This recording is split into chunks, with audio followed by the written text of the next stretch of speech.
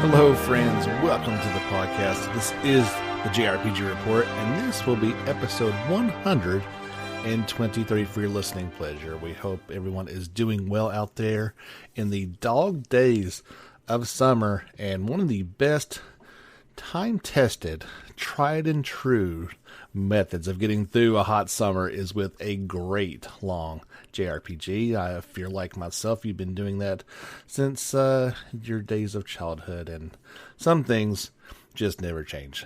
We've got an awesome podcast for you guys today with some really big stories, some kind of bombshells that came out of nowhere seemingly, and let's get right to it. In a week that I could have went either way on the lead, I went with my heart and I went with my gut, and the Nintendo Direct Mini presentation, I believe that's what they're calling this, Direct Mini.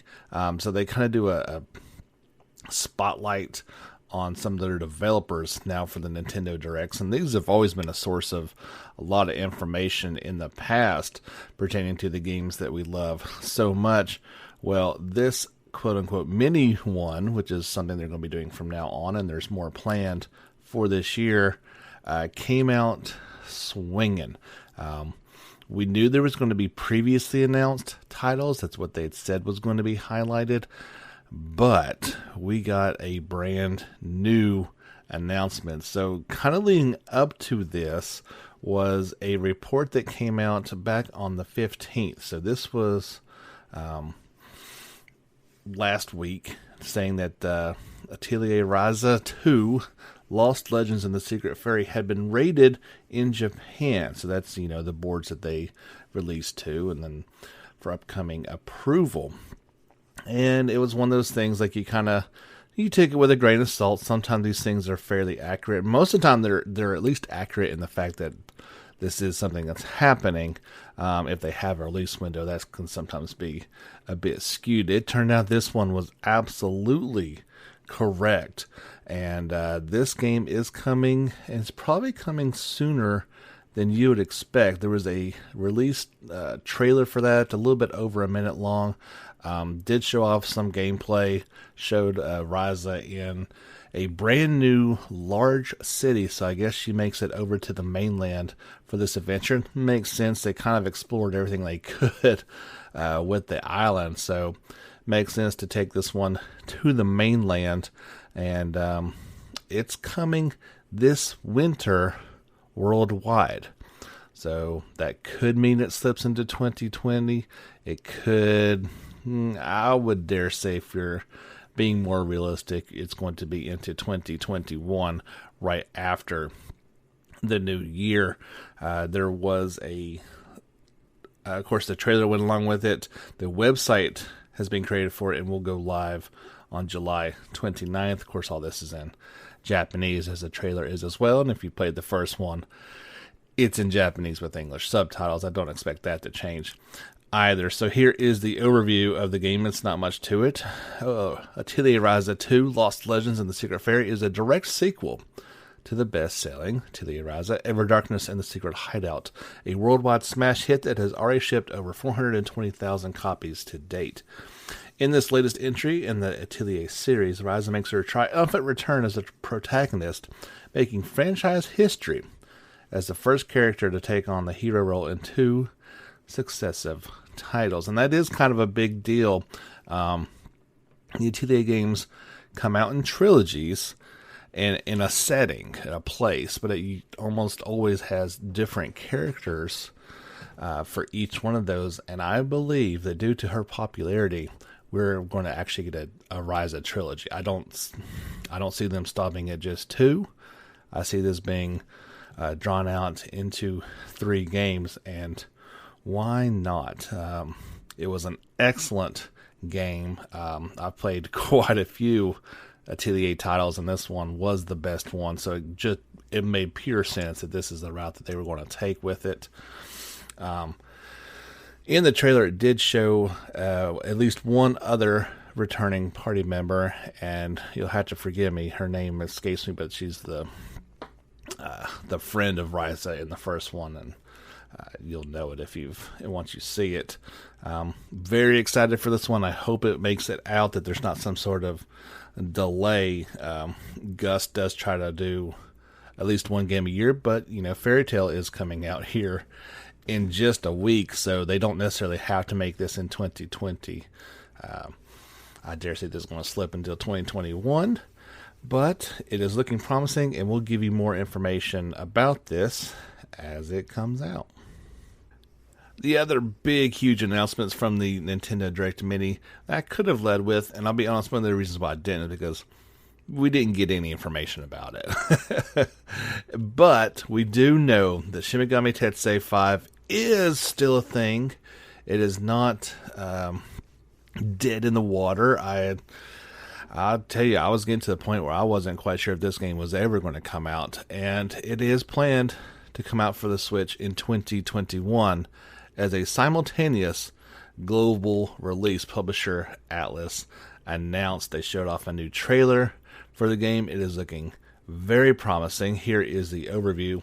The next numbered entry in Atlus's beloved Shin Megami Tensei series is coming exclusively to Nintendo Switch. In this epic role-playing game, order itself has crumbled and chaos reigns over all. And they also say it will have a simultaneous release on the Switch in 2021, kind of putting also to bed the idea that this game is going to launch on something other than Switch. At least initially, it will be Switch only. Could it come to another system in the future? That's certainly plausible, but I'm glad that they are doing this one as simultaneous. That seems to be the trend here lately. That used to always be Japan would get these games 6 months to a year beforehand, and then a worldwide release later. I like the simultaneous idea. I'd rather wait a little bit longer and everybody get it at the same time. We'll see how that seems to change. But yeah, big announcement. Fans of this series have been patiently waiting for information. You can check out the announcement trailer over on our YouTube channel. It's got that on there, as well as the Ryza trailer, of course, and every other trailer that we talk about today. That Direct Mini wasn't done there, though. Perhaps even a bigger surprise, and something that everybody's going to be playing here, well, sooner than Part 5, is Atlus announced that there is a HD remastered for Shin Megami Tetsui 3 Nocturne. HD remaster will come out for PlayStation 4 and Switch. It will launch October 29th in Japan and spring 2021 worldwide. Forgive me as I butcher some of these names, I'm sure, but it is based on Shin Megami Tensei 3 Nocturne Maniac's Chronicle Edition. That was the Japanese version. It was just called Nocturne here in the US. And it features Raidou Kuzahara, the 14th from the Devil Summoner Raidou Kunza series, as a replacement for Dante from the Devil May Cry series. This game is these series are just insane. The remaster features improved graphics and gameplay, voiced event scenes which can be switched on or off, normal and hard difficulty settings, plus the release of a merciful difficulty setting as free downloadable content. The standard edition of this game is going to cost about 6,000 yen, so it's going to be a budget title. That's always a good thing. It's been a while. They said it's been 17 years since the original release of the game, so now players worldwide can experience this one in HD. Of course, there was a trailer to go along with that. Looks pretty cool. Also on the YouTube channel, I have a slightly longer, about a minute and a half to 2 minutes longer trailer for this one that they got over there, obviously in Japanese, but it definitely shows off quite a bit more. So if you head over to YouTube and you see 2 trailers for Shin Megami Tensei 3, it is because there's a Japanese longer one that you can check out. So yeah, that was all the fun from the Nintendo Direct Mini. Like I said, they're going to spotlight different developers, and each one of these are going to be shorter. The entire presentation was just over 10 minutes long. They are planning more of those in this year, as the Switch is seemingly getting towards the end of its lifespan.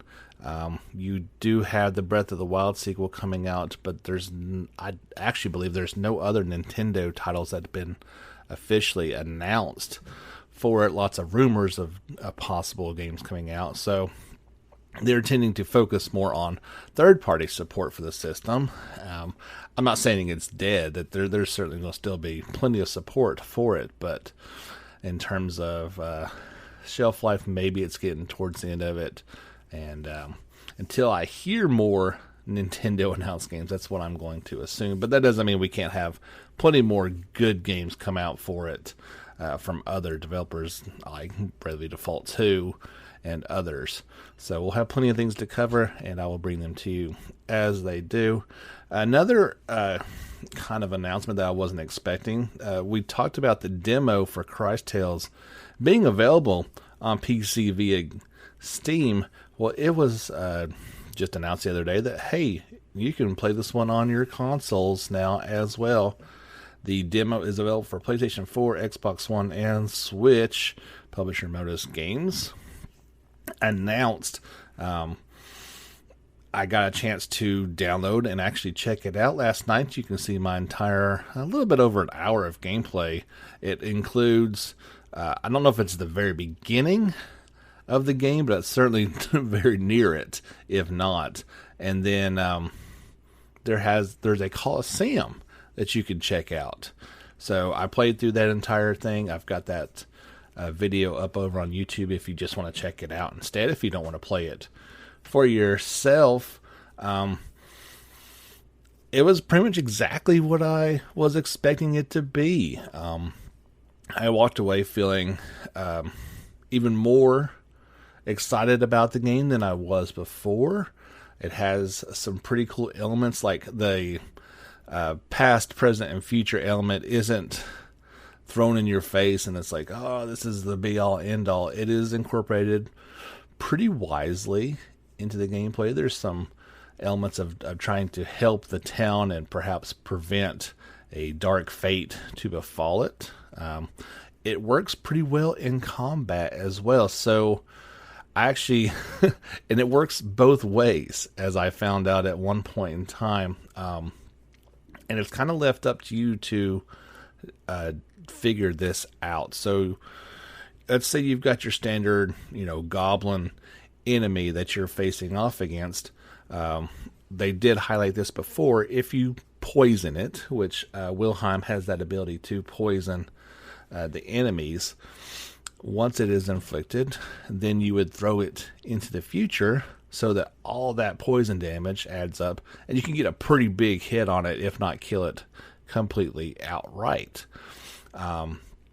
You could also say, if you've got what appears to be a very strong looking goblin, you could throw it into the past to make it a lesser version of itself. That would help out quite a bit. I did this by accident, though. It was actually an old goblin. Like, he was like a little old man goblin, had his little beard and everything. And so I just I'll just throw him into the past, not even really paying attention. And what happens is he turns back into his former, kind of buffed up self. So that was an unintended consequence of it, and I quickly changed that. But the mechanic works very well. It definitely is inspired by something like Paper Mario 1,000 Year Door, with its timed button attacks. You get an added bonus if you hit for the PlayStation 4, if you hit the X as you are landing a strike, you will get an additional strike and some damage bonus. And as enemies hit you, you are encouraged to do that to mitigate damage. And especially in the case of the Coliseum, it is vital. Attacks on average will do double at least if you do not time that well. And with certain characters, you can, the one character, oh gosh, what's his name? He has a shield. So he can pretty much negate the damage down to next to null if timed correctly, and you will need that. There's 8 levels in the Coliseum. I got to level 6 before I just was worn out. Couldn't go any further. But yeah, definitely impressed with the demo. If you want to check it out, you should do so as well. And let me know if you like it or not. Like I said, I walked away impressed, and I'm looking forward to this one coming out on November 17th. If you're looking for a game to play today, we can go and download Tales of Crestoria either on your smartphone or tablet. It is available to all. It is pretty good. It is absolutely still a gacha mobile game. There's no getting around that aspect of it. However, it does have a lot of those Tales staples in it. It's got a really cool story. It's got the skits. And of course, it has all the Tales characters, at least quite a few, both good guys and bad guys in it.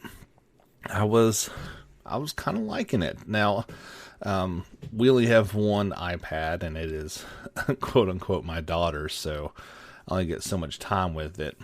And I played a good hour or two of it. The story was pretty good. It is a turn-based battle system. I don't know how they would have done Tales any other way. And I got to the point where I actually made a party without the characters from the game. I was able to get a pretty decent one with some previous characters. If you pre-registered, you got a free super rare character that you could pick. And of course I went with Velvet, because why not? And she was uber powerful. I got another, they call them SSR rare characters, which ended up being a souped up version of the new Michela. I'm not sure how a souped up version of her. And she went right into the party. I'm trying to think who else I had in there. Can't really recall, but you could have picked Mila was an option. You could have got Luke. There's quite a few of them that I could have picked to be my free character, but ended up making a pretty decent party. The Tales characters and history is rich, so there's a lot of them in there, and it's certainly fun to make your ultimate party with them. I would tell you to give it a shot.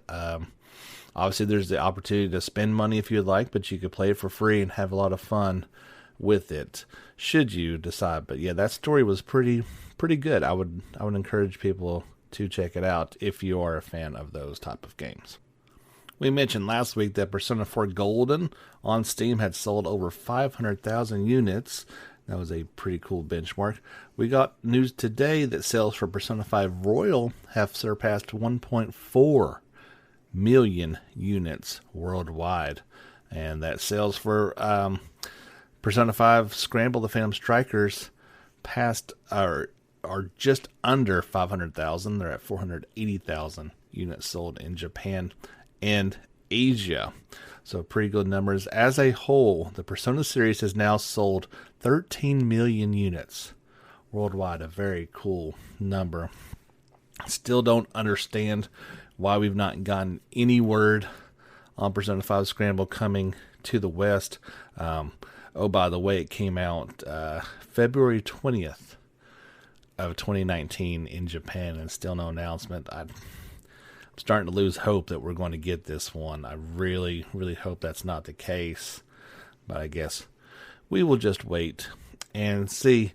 We're used to announcing delays here on the JRPG report, but Idea Factory International has actually moved up the PC / Steam version of Death End Request 2. It's been moved up a week. So it was supposed to come out on August 25th, and now you'll be able to get it on August the 28th. However, if you were getting this one on consoles, you still got to wait. Out in North America, still on August 25th, and August the 28th in Europe. So yeah, always a good thing. I can recall every once in a while you'll get a slight bump up on a release date, but yeah, definitely more often than not, you get the old delay.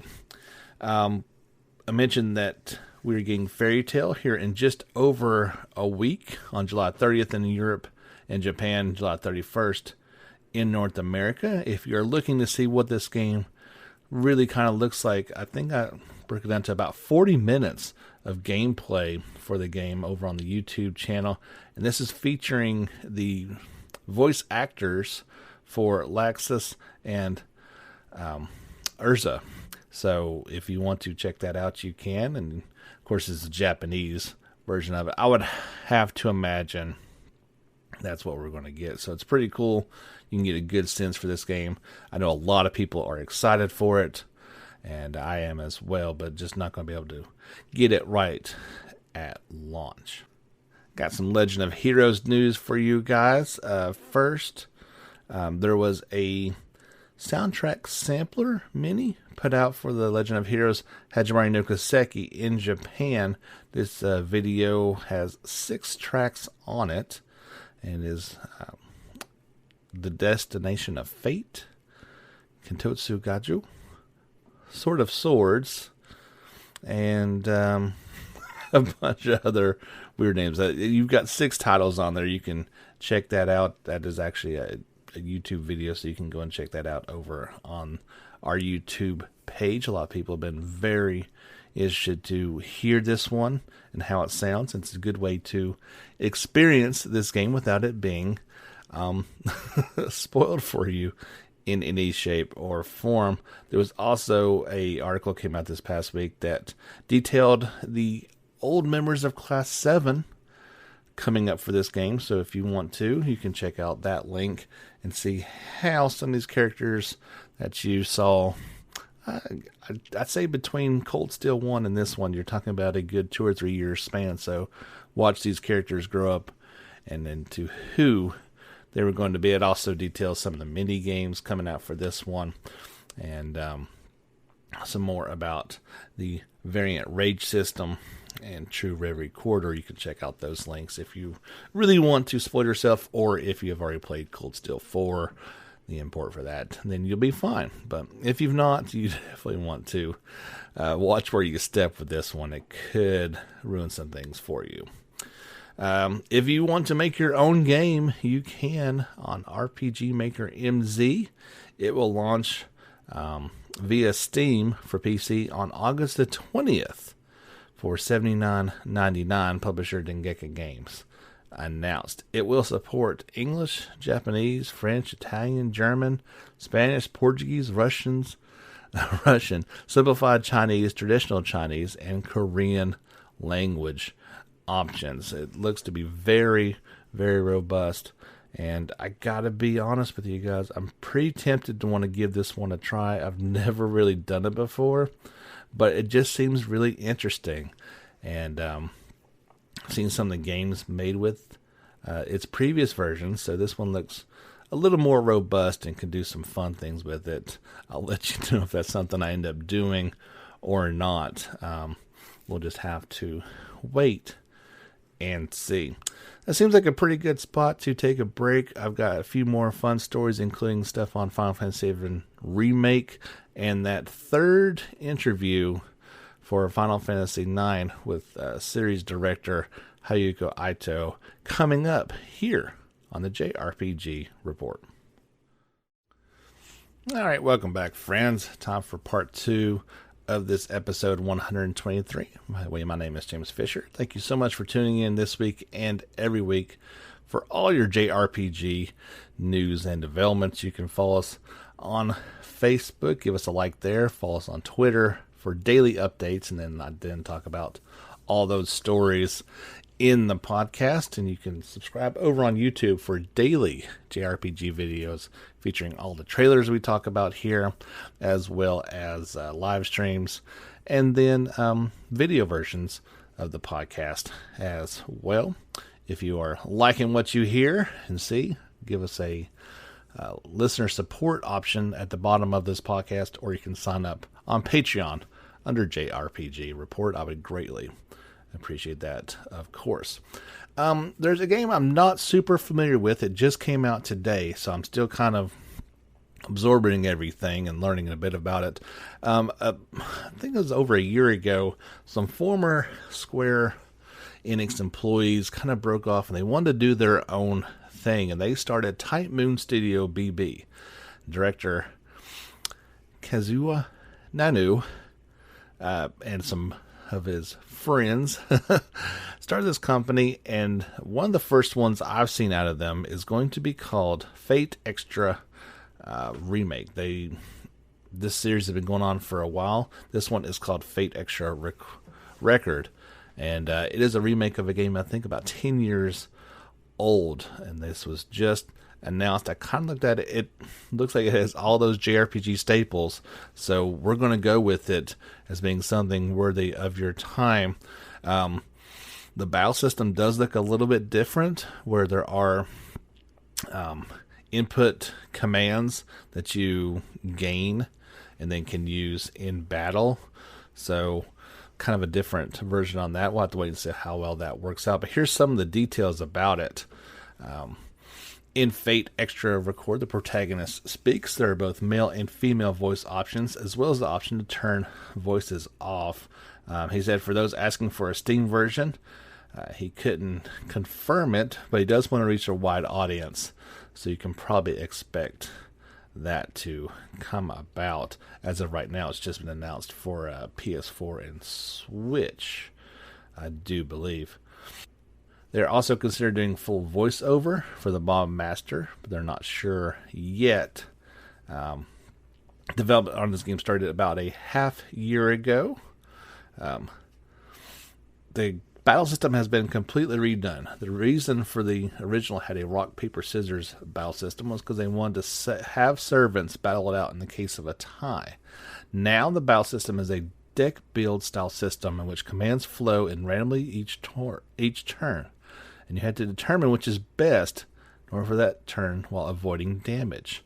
For each battle you win, you get a new command. There are new monsters, and all scenes from the original game will record.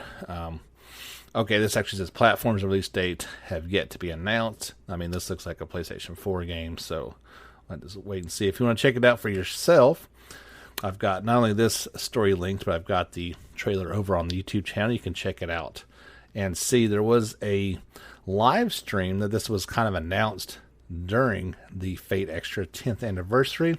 It's about 50 minutes long. You can check that out if you would like in its entirety, and that'll kind of show you a little bit more of what the game is all about. Got some news on the Genshin Impact front. They have actually said that this game will launch for PC, iOS, and Android before October.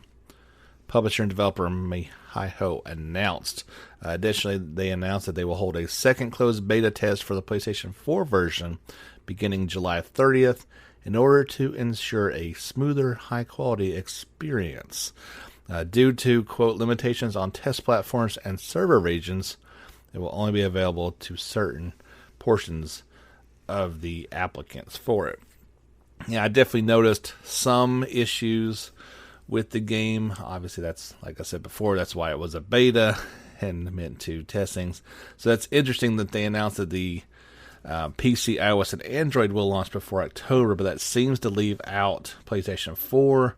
Of course, there is a Switch version also planned, but there is no release window yet set for that. So it could be this one's kind of rolled out in segments, but I'll keep you updated as I hear. Of course, I guess if this second closed beta goes well, then they can add PS4 to it. We shall just have to wait and see about that. Coming up on August the 19th will be the 10th anniversary of the Neptunia series. This is the 10th birthday of Hybrid Dementia Neptunia series. And on that date of August the 29th, there will be a special live stream digital event upcoming. And they'll share that with you guys as it is more upcoming. Seems like it could be a good celebration, possibly even have some announcements about some things coming up soon as well. Also upcoming, actually it starts today. I guess this would be about the time when normally we would have the San Diego Comic-Con, but it is a digital online event this season. And there will be some pretty cool swag available for Persona fans. There are 3 Persona 5 shirts that you can check out and possibly acquire.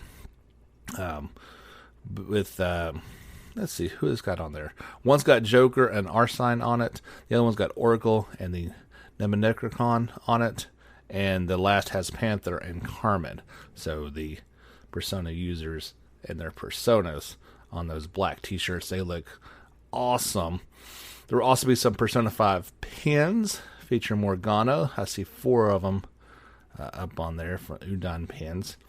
There's also some Persona 4 limited edition mystery puzzle pin sets that could be available if you are lucky enough to score those, assuming before they check out. So you'll want to check out the official website. I've got that linked for you guys on Facebook, but if you don't have time for that, just Google San Diego Comic-Con and they should have that website linked for you guys to check out. Got some Final Fantasy VII Remake news to pass along to you guys, then we'll get to that last interview. First of all, there has been some surveys floated out there that they want to get your feedback on Final Fantasy VII Remake. This one is about the battle system. Don't get too excited, though, as it's more of a surface level survey, kind of like what you like best sort of thing. You can check that out in the Final Fantasy Portal app until July 31st.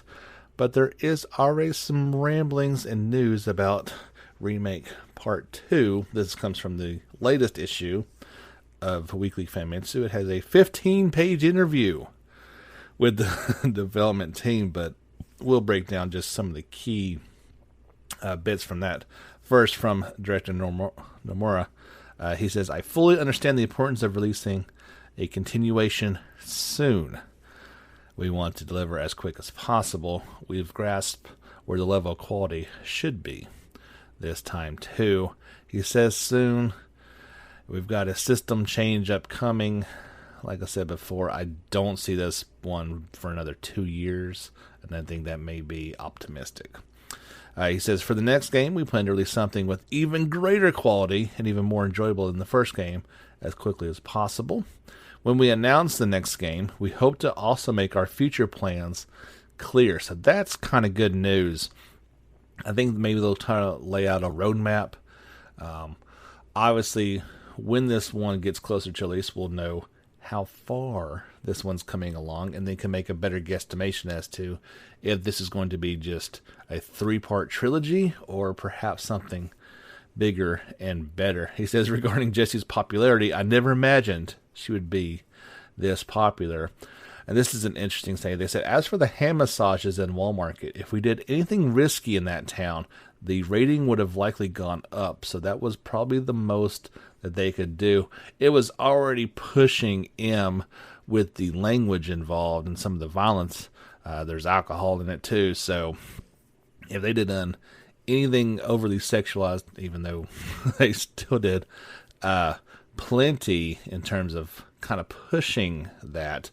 But if they would have implied anything kind of at this massage parlor, I think it would have pushed up to M for sure. He says, "The whispers could be seen because you made contact with Aerith. How long was Aerith able to see them? That's a question I cannot answer just yet." Producer Katase says, "The story of a new Final Fantasy VII is only just beginning." Co-director Hamaguchi says, "Development on the next game has already begun, and we're hard at work. You'll be waiting a little while, but please look forward to it." And I like this idea. He says, "Feedback from fans who want to use classic mode at normal difficulty will be kept in mind for future. I would definitely prefer that." I won't get into that too much. There are some senses of a spoiler in that, so I'll just say, Nobuo Uematsu says, "Hollow is the first song I made while playing guitar." That's incredible to consider how great of a musician that he is. Nojima, the scenario director, says, "The Final Fantasy series is a series that always continues to challenge and change, He said Final Fantasy VII Remake is no exception. The sound director says doing the voice work for several languages at once for a worldwide release was very tough in the final stages of development. He says, between us, we just made it before the deadline. I am not surprised about that. The music supervisor says something interesting. He says, although we had the idea of going silent and background music free to invoke a sense of realism, I'm assuming like while down the slums or something like that, we decided to have constant sound like the original Final Fantasy VII.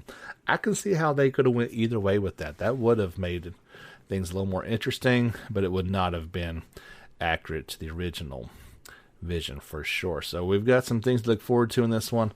We'll be reporting on this one for a while, so stay tuned for the next couple of years about Final Fantasy Remake Part 2 coming sometime. And we'll wind up with the final interview from Final Fantasy IX Portal Sites. 3-part interview. We did the first 2 parts on our Sunday special this past week, so I invite you to go back and check those out. Perhaps you could even pause and go and check those out, and then you can check these out, although I don't think the order really matters. I would have loved to have done these all at once, but I can't control release dates. So I'll go through this one a little bit more quickly, as they do ask the same questions basically for each one of them. It's just their different responses. So here we go. He says, we often hear the phrase returning roots when it comes to Final Fantasy IX. Was that the direction for the game present before development started? And this is, of course, with game director Hayuki Aito. He says, I often get hounded by the questions like, what's the concept for this game? And I honestly want to respond with those and respond to that. I said, who said there was going to be a concept? But alas, in the adult world, there are some things that can't be avoided. So yes, the hard-to-define phrase returning to roots was in place beforehand. What I mean by hard to define is exactly what roots we'd be returning to also wasn't clear. Obviously, the roots of the series are Final Fantasy I. So, do we make another game like Final Fantasy I? Or do we try and recall the feelings for when Final Fantasy I was originally under development, essentially going back to our roots as game creators? Or do we appeal to a nostalgia crowd, making a title that feels like the games that we love from our past? It's not anything specific for one of those things, and on top of that, every developer has their own feelings about their work. He says, however, it does feel like over time, without anyone's specific intention, those words ended up permeating the mindset we had during the game creation, the concepts in the game, and the character of the product itself.